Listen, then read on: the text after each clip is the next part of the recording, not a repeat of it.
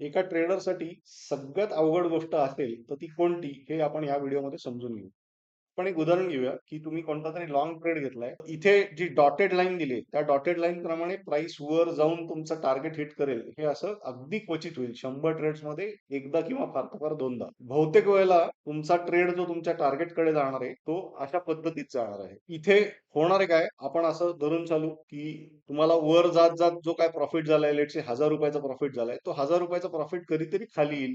Late से 300-400 ला येईल, मग तो परत परत वर जाईल आणि इथे तुम्हाला लेट से 2-3 हजाराचा प्रॉफिट होतोय. परत तो खाली येणार 1-1.5 हजाराकडे येणार, परत तो वर जाणार 5,000कडे जाणार, परत तो खाली येणार 4,000कडे येईल आणि मग इव्हेंच्युअली लेट से तुम्हाला 10,000 रुपये प्रॉफिट झाला. तर तुम्ही ट्रेड ह्या एरियाज मध्ये होल्ड करू शकला आहे का? हे जे जिथे प्रॉफिट कमी होतोय ह्या भागामध्ये तुम्ही तुमचे ट्रेड होल्ड करू शकला आहे का? तुम्हाला जे टोटल मिळणारं टार्गेट आहे ते ह्या एरियाज मध्ये तुम्ही जर का तुमच्या इमोशनच्या बेसिसवर जर का ट्रेडिंग डिसिजन घेतला नाही, घाबरून लवकर ट्रेड मधनं बाहेर पडले नाहीत, तर तुम्हाला ही पूर्ण रॅली कॅप्चर करता येईल. एंट्री ते टार्गेट हे एका लाईनीत कधीच मुवमेंट जाणार नाही. प्रॉफिटचा आकडा हा कमी जास्ती होताना तो तुम्हाला स्क्रीनवर दिसणारच आहे. त्याची मानसिक तयारी हवी. तुमचं टार्गेट जोपर्यंत हिट होत नाही तोपर्यंत तुम्हाला ट्रेड मधनं मध्येच एक्झिट करायचं नाहीये. प्रत्येक वेळेला तुमच्या ट्रेड मधनं जो रिस्क रिवॉर्ड रेशो तुम्ही सेट केलेला आहे त्या रिस्क रिवॉर्ड रेशो प्रमाणेच एक तर रिस्क म्हणजे तोटा व्हायला पाहिजे, नाही तर रिवॉर्ड म्हणजे प्रॉफिट व्हायला पाहिजे. सो तुम्ही प्रॉफिटेबल ट्रेडर होणार का नाही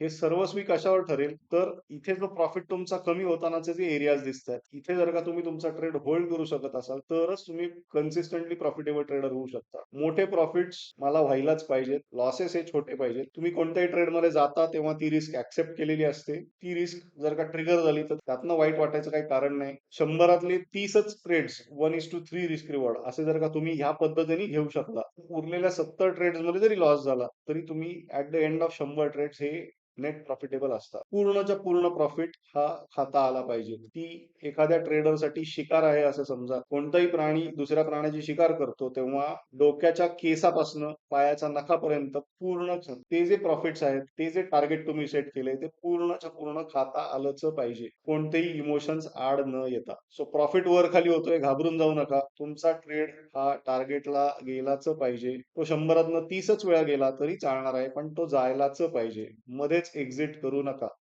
हा व्हिडिओ आवडला असेल तर लाईक करा, जास्तीत जास्त लोकांपर्यंत पोहोचावा यासाठी तो शेअर करा आणि माझ्या चॅनलला सबस्क्राईब देखील करा. धन्यवाद.